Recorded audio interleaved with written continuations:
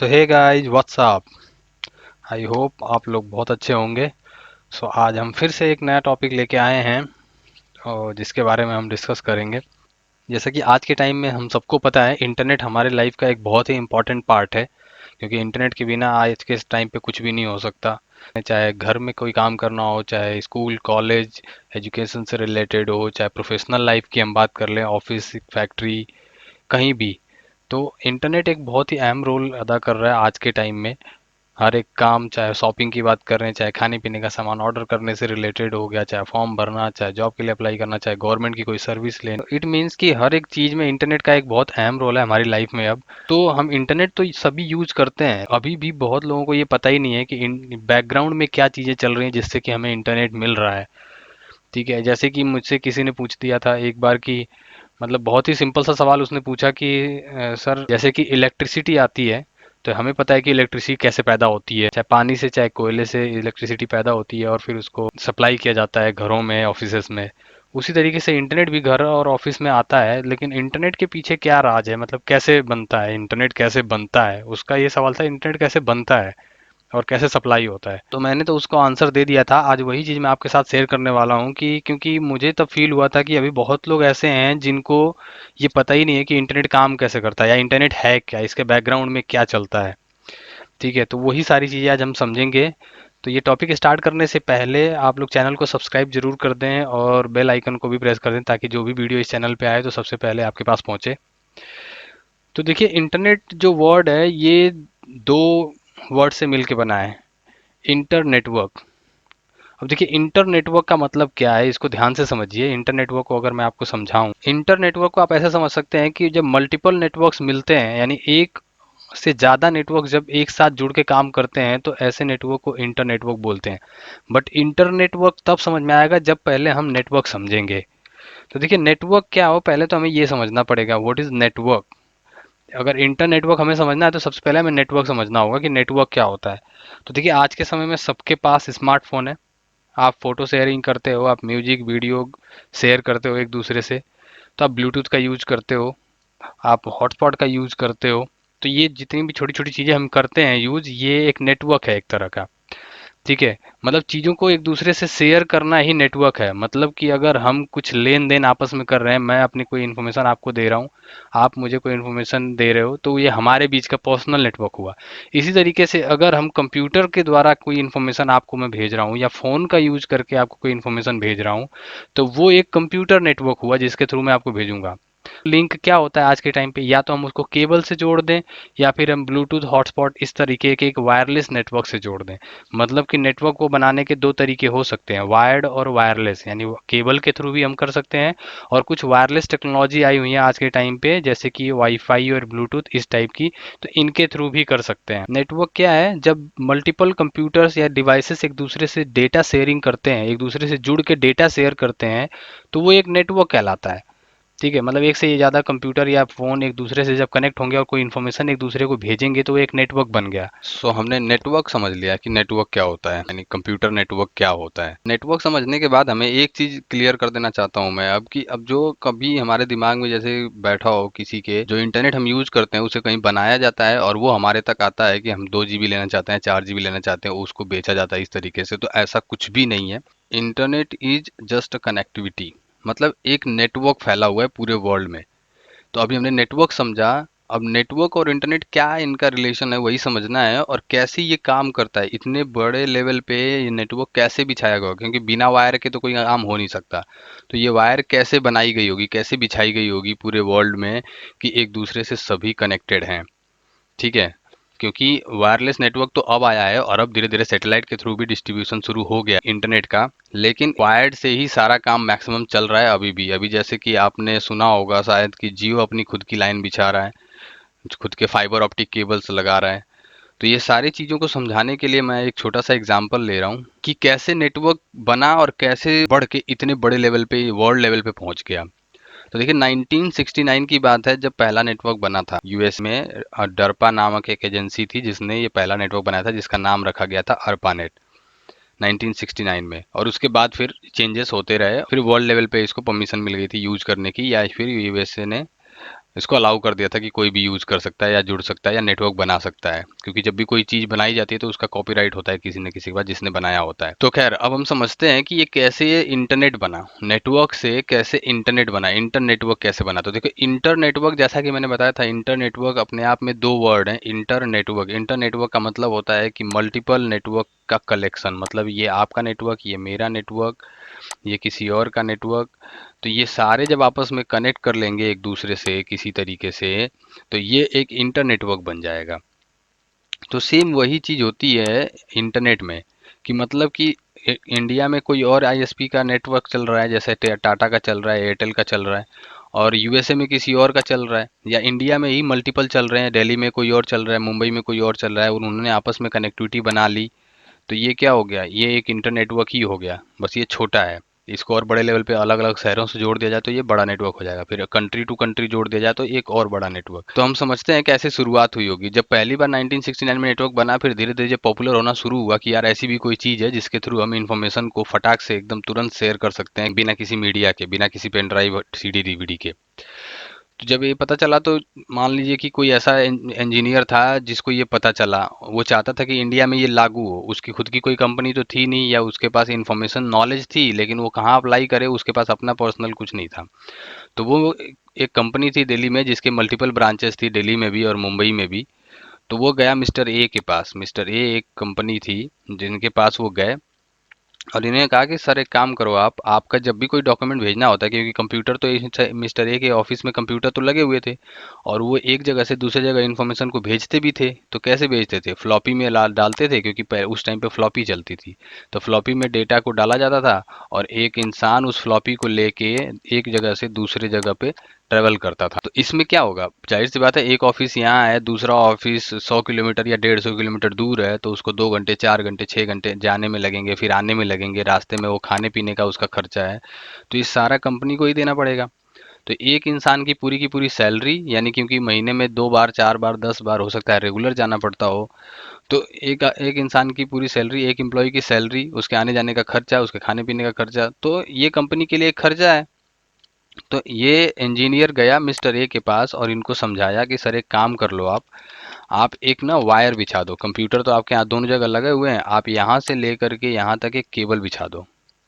इस केबल के थ्रू होगा क्या कि आप जो इन्फॉर्मेशन किसी के थ्रू भेज रहे हो वो इसके थ्रू भेजोगे, और बहुत जल्दी भेजोगे। जो 2 घंटे में पहुंच रहा है वो सिर्फ 2 मिनट में पहुंचेगा।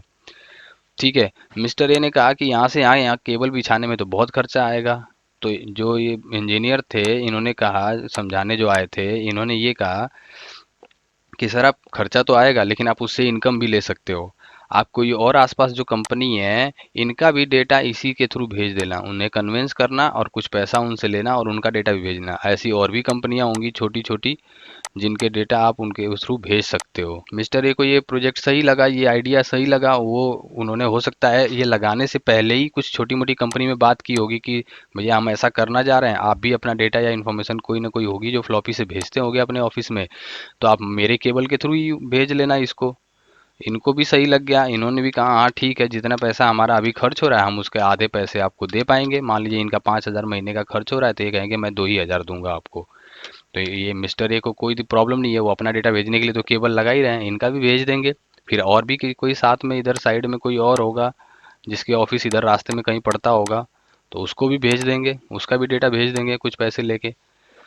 तो मिस्टर ए ने केबल बिछा दी और ये काम शुरू कर दिया, लोगों की डेटा भेजना शुरू कर दिया इस केबल के थ्रू। अब इनके पास और रिक्वेस्ट आने लगी, कोई किसी का ऑफिस यहाँ पे है, किसी का ऑफिस यहाँ पे है जहाँ केबल नहीं जा रही है, तो इन्होंने भी रिक्वेस्ट करी कि ऐसा ही हमारे लिए भी कुछ करो आप, या इन्हीं डोमिनोज का ही ऑफिस यहाँ पे है। तो इन्होंने क्या किया कि इन्होंने, उनका ऑफिस नहीं भी था फिर भी उन्होंने यहाँ पे केबल इस तरीके से ऐसे ही बिछा दी, सिर्फ एक जाल बनाने के लिए, एक नेटवर्क बनाने के लिए।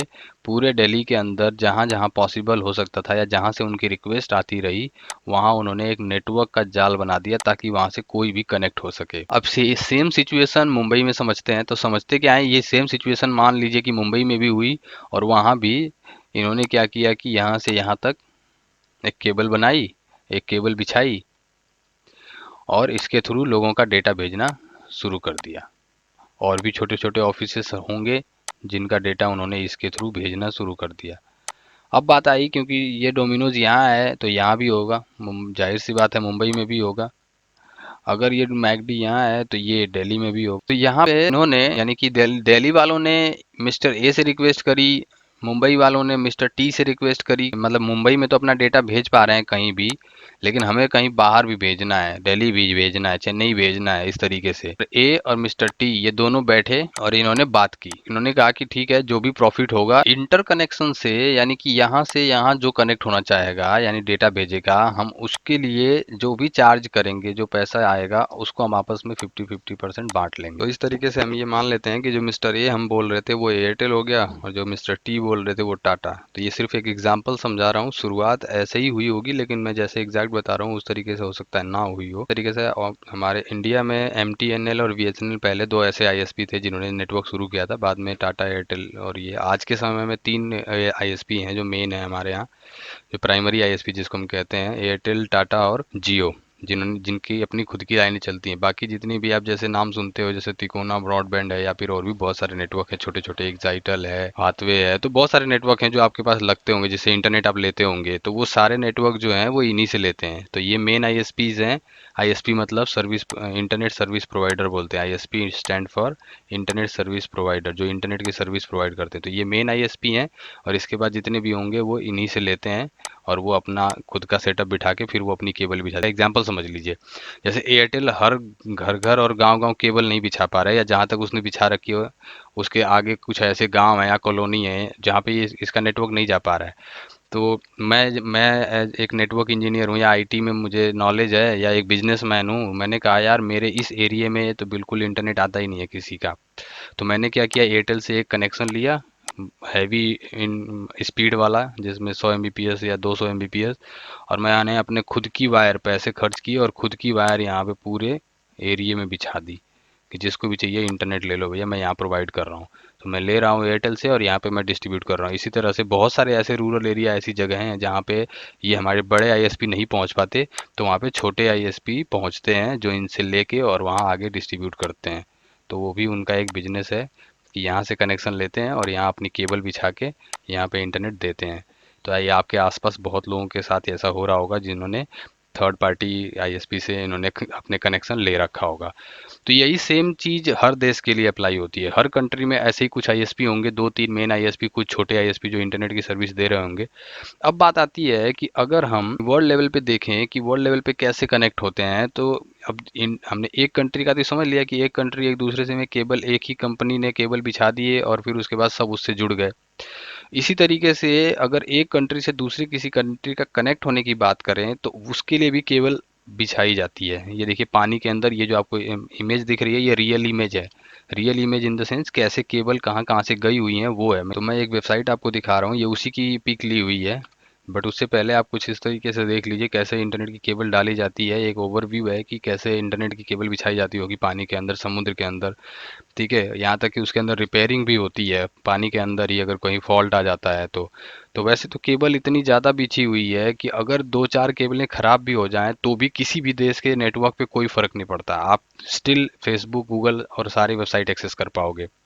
लेकिन फेसबुक, गूगल तक पहुँचने के लिए ये सारी केबलें बिछाई गई हैं समुद्र के अंदर, पानी के अंदर, या पहाड़ों पे, या कहीं भी जहाँ ज़रूरत पड़ी वहाँ पे। ठीक है, तो मैं वो वेबसाइट दिखा रहा हूँ जिसके थ्रू आप ये लाइव देख सकते हो। तो ये वो वेबसाइट है जिसके थ्रू आप ये देख सकते हो कि कहाँ से केबल निकली है और कहाँ गई हुई है और कितनी केबल्स दुनिया में लग कनेक्टेड हैं। तो ये देखिए, ये सारी केबलें लगाई गई हैं पानी के अंदर, ये सारी केबल बिछाई गई हैं जिसके थ्रू एक देश दूसरे देश से कनेक्टेड है, और इंडिया में बना हुआ सर्वर दूसरे देश एक्सेस कर पाते हैं, दूसरे देश में बना हुआ सर्वर जो है वो इंडिया एक्सेस कर पाता है। तो यही केबल्स हैं जिनकी वजह से हम एक देश दूसरे देश से कनेक्टेड है, हम एक दूसरे की चीज़ें एक्सेस कर पाते हैं। तो जैसे यूएसए में गूगल, फेसबुक, व्हाट्सएप, ये सारे यूएसए में चलते हैं, बट हम यहाँ पे आराम से यूज़ कर पाते हैं, तो ये इन्हीं केबल के जरिए।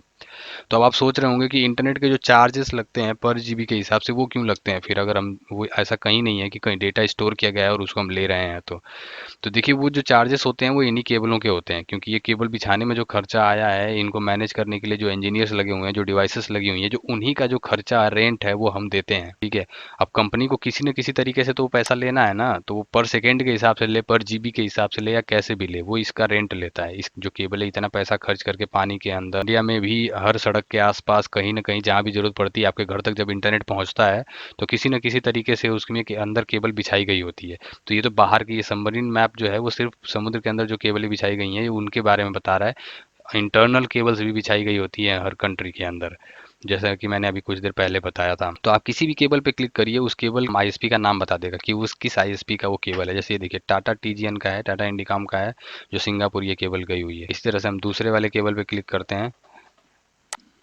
तो देखिए ये है सी मी वी करके, ये केबल देखिए कुछ इस तरीके से फैली हुई है।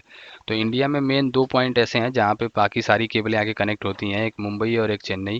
तो यहाँ पे देखिए बहुत सारी केबल्स हैं, किसी भी केबल पे आप क्लिक करिए उसका कंपनी का नाम बता देगा और वो कहाँ कहाँ तक गई हुई है वो सारी डिटेल बता देगा। तो अगर मैं देखूँ आज के सेशन का आउटपुट, तो आउटपुट यही है कि देखिए इंटरनेट जो है वो एक नेटवर्क है, एक कनेक्टिविटी है, ठीक है।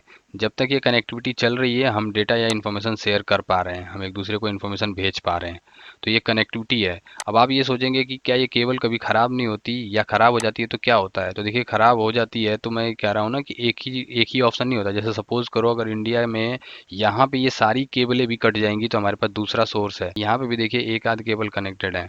तो मतलब कहने का मतलब ये है कि हर कंट्री के पास मल्टीपल जगहों पे बैकअप के लिए इसीलिए बना के रखा जाता है, ताकि अगर एक जगह का पूरा कनेक्शन कट जाए तब भी हम बाहर देश से कनेक्टेड रहें, ठीक है, डिस्कनेक्ट ना हो। तो यही यही सेम चीज दूसरी कंट्रीज भी करके रखती हैं अपने पास, ठीक है। तो बैकअप हमेशा हमेशा हमारे पास होता है। आपको समझ में आ गया होगा कि इंटरनेट हम क्यों कहते हैं, ये नेटवर्क ही है, ये एक बहुत बड़ा नेटवर्क है, लेकिन हम इसको इंटरनेट क्यों कहते हैं ये समझ में आ गया होगा, क्योंकि हर कंट्री का अपना नेटवर्क है और जब वो दूसरे किसी भी नेटवर्क से जुड़ता है, यानी कि इंडिया का अलग नेटवर्क है और रसिया का अलग नेटवर्क है, यूएसए का अलग नेटवर्क है, और ये तीनों आपस में जोड़ दिए अपने नेटवर्क को, तो ये बन गया इंटरनेटवर्क, यानी कि मल्टीपल नेटवर्क का कलेक्शन। यहाँ तक कि खुद इंडिया में ही कई सारे नेटवर्क चल रहे हैं, टाटा का अलग चल रहा है, जियो का अलग चल रहा है, एयरटेल का अलग चल रहा है, बीएसएनएल का अलग चल रहा है, एमटीएनएल का अलग चल रहा है। तो ये अलग अलग आईएसपीज हैं। तो और भी हम कुछ टेक्निकल चीजें हैं जो अभी हम समझ सकते हैं इसके बारे में, जो कि हम नेक्स्ट क्लास हो सकता है मैं नेक्स्ट वीडियो एक बनाऊं और जिसमें हम ये टेक्निकल चीजें कुछ और समझेंगे कि कैसे इसमें इनकम होती है, इंटरनेट के थ्रू लोग कमाते कैसे हैं। मतलब कि जितने भी ये जैसे जैसे फेसबुक, आपको लग रहा होगा कि फेसबुक फ्री में सर्विस दे रहा है, गूगल का आप फ्री में जीमेल यूज कर रहे हैं, तो ये सारी चीज़ें कैसे मैनेज होती हैं और इनके इनकी इनकम कैसे होती है, या फिर आप भी कैसे, कोई भी आम इंसान नेटवर्क से जुड़ के इनकम कैसे कमा सकता है। तो ये कुछ टेक्निकल डिस्कशन है जो हम और करेंगे नेक्स्ट वीडियो में। तो फिलहाल अभी यहीं पे मैं रोक रहा हूँ वीडियो को। अगर आपको किसी भी तरह का कोई डाउट है कि कोई ऐसी चीज़ जो मैंने बताई हो और छूट गई, बीच में आधी रह गई, या फिर आपको कुछ ऐसा लगा कि ये मुझे क्लियर नहीं हो पाया, तो आप कमेंट में मुझे ज़रूर बताएं। अगर कमेंट में हो सकेगा तो कमेंट में, नहीं तो अगली वीडियो में ज़रूर कवर कर दूंगा वो topic. So thanks for watching guys. आप इसे फेसबुक पे जरूर शेयर करें, अपने दोस्तों के साथ शेयर करें। सबको पता होना चाहिए, क्योंकि सबके हाथ में इंटरनेट है, तो सबको पता होना चाहिए कि इंटरनेट कैसे काम करता है, नेटवर्क कैसे काम करता है, नेटवर्क होता क्या है। चैनल को सब्सक्राइब कर लीजिए ताकि इस चैनल के सभी न्यू वीडियोस आप तक तुरंत पहुंचे। Okay guys, so bye bye for today and will see you in next video. Thank you so much for watching.